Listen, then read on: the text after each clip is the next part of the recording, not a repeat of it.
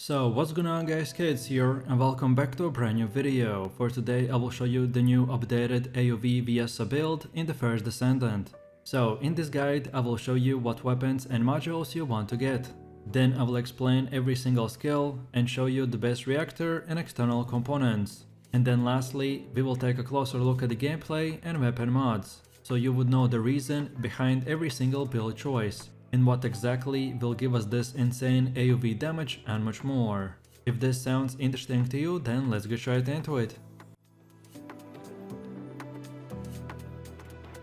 So our new Viessa build is insanely powerful, because we will be using a specific module setup in a combination with just one single weapon. And right now this setup is just too overpowered. This is currently the new way to get millions of XP, gold and items. So I recommend for every player to level your Viessa to level 40 and use this build to farm every single thing that you need for your other characters. And by the way, after the new Valby nerf, this is the best AoV farming build in the game. So then with that said, now let's take a look at our modules. And no matter what you use, so the default or ultimate Viessa, both of them will work the same, just the ultimate Viessa will be a bit stronger. So then for the first one we have the cold snap, which creates a cold zone in front that remains for a certain period of time.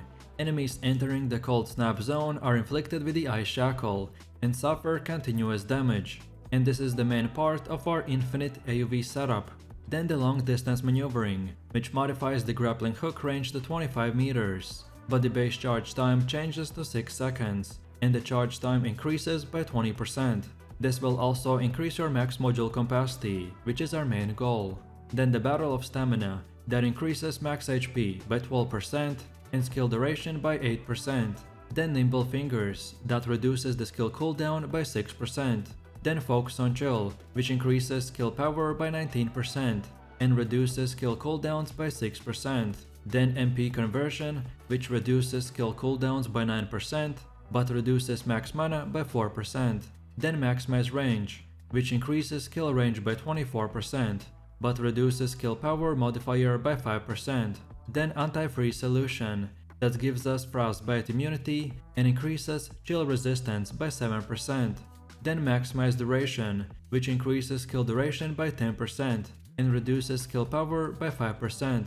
Then Skill Expansion, that increases skill effect range by 12%.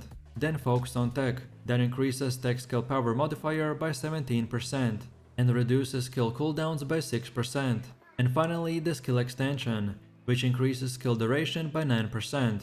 So overall our main goal with this setup is to make our abilities as powerful as possible, while reducing their cooldowns so we could spam them 24/7 and have an infinite amount of AoV damage. Then next up let's take a look at the best weapons and mods that we should use. And as our build will be only using one weapon, so then for the second and third slot, this is your own personal preference. If you are interested in other weapons, then scroll through my channel and you will find all the best mods for every single one.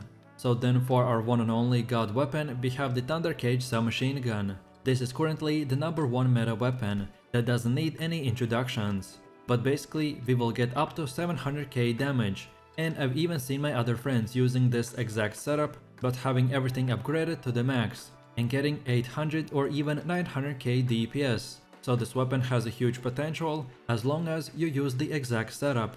So then the way you get this weapon is by first of all reaching Mastery 1, then obtaining the Thunder Cage Blueprint, Thunder Cage Nanotube, Thunder Cage Polymer Synxium, and Thunder Cage Synthetic Fiber from various battlefield missions across the Sterile Land. And afterwards then take those 4 Thunder Cage materials to the Anais in Albion and pay 100k gold to start the research request. And then when you get it, for mods we want to get the Better Insight, which increases critical hit rate by 10%, then Mental Focus, which reduces fire rate by 10%. But now when we shoot, our weapon's ADK increases by 0.8% for 2 seconds, and this can stack up to 30 times. So this is yet another reason for our insane millions of damage. Then Concentrate Priority, which increases critical hit damage by 8% and reduces reload time modifier by 8%. Then Better Concentration, that increases critical hit damage by 9%. Then Rifling Reinforcement, that increases ADK by 12%. Then Fire Rate Up, that increases our fire rate by 6%. Then Action and Reaction, which increases ADK by 15% and recoil by 5%. Then have aiming, that increases weak point damage by 10%, but reduces accuracy by -5%. Then expand weapon charge, that increases our rounds per magazine by 12%. And finally the weak point sight, that yet again increases our weak point damage by 10% and reduces accuracy by 5%. As you can see, because of our setup, we can do millions of DPS, and it is because we are using the most optimized mods, which are all maxed out and are made to stack as much ADK, crit damage and crit rate as humanly possible. These numbers will vary on your specific reactor, your Descendant modules, and how high or low your levels and upgrades are. And then last but not the least, let me show you how can you upgrade this weapon even further. So when you craft it, you will start at level 1, but by using the repair station and by dismantling all the other weapons that you don't use, you will be able to upgrade it. So that's why I recommend to break down your useless weapons, rather than selling them, because credits are way easier to earn than the materials. So keep getting materials and upgrading your weapon, and then on top of that, you can even use the weapon readjustment mechanic, which will allow you to use the workbench to reroll your weapon stats. Moreover, you can reroll all of your stats at once, or lock down individual stats you like, and only reroll the ones you don't. And the stats that we want to get are crit damage, crit rate, ADK increase, and weak point damage. And finally, the last third way to improve our weapon is by leveling up our unique ability. So each ultimate weapon comes with a unique ability that gives it a powerful effect, and you can enhance it even more. However, unlike the weapon transmission and the readjustment, there's no unique crafting material that you will need to create, but actually you will have to craft a Thunder Cage duplicate. Then take that one level duplicate to the workbench and sacrifice it to upgrade your unique ability to a stronger version, and it's that simple. Then next up, let's go over to the best reactor and external components. So your reactor is very important item that determines your skill damage and can also include extra modifiers that buff certain aspects of your build. I recommend prioritizing using reactor with the highest skill power and a sub-attack power. Specifically, my best job that I got is this burning mechanics reactor. But as I didn't get an SMG condition, so I'm still farming for a better god piece. And then as for your external components, they're even more of an RNG, at least until you've played the game for long enough to find basically every possible combination with a good stat roll. For our build specifically, I recommend to get the Annihilation Auxiliary Power that increases our max HP and defenses. And because we are using all 4 set pieces, so we get plus 6% skill duration, and our weapon's ADK increases depending on your max HP lost. Then next up we use the Annihilation Sensor for defenses and shield recovery, then Annihilation Memory for more HP, and lastly the Annihilation Processor for even more max HP.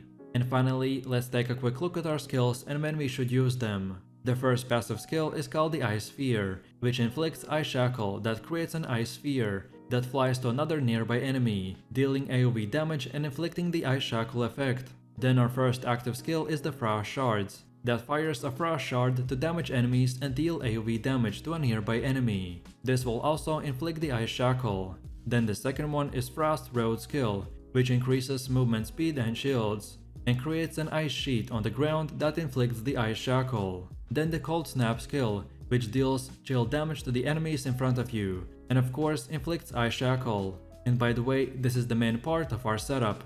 And finally, we have the Blizzard skill, which creates a blizzard that deals continuous damage, debuffs defenses, inflicts AoE damage and Ice Shackle.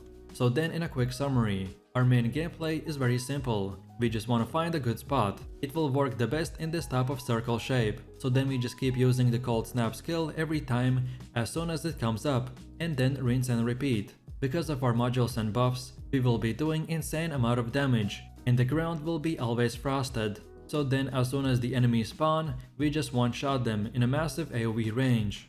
As I said in the beginning of the video, this is the new way to farm Cooper Shards, XP, items and anything else you need, so have fun. And with that said, I really do appreciate everyone for watching guys, and I hope you enjoyed it. If you have any questions or suggestions, then feel free to leave your comments in the comment section down below. And while you're doing that, please click like, subscribe and enable that notification bell, so this way you could support the channel and not miss any more amazing content. With that said, you have an amazing day and I will see you in the next one, so take it easy, peace.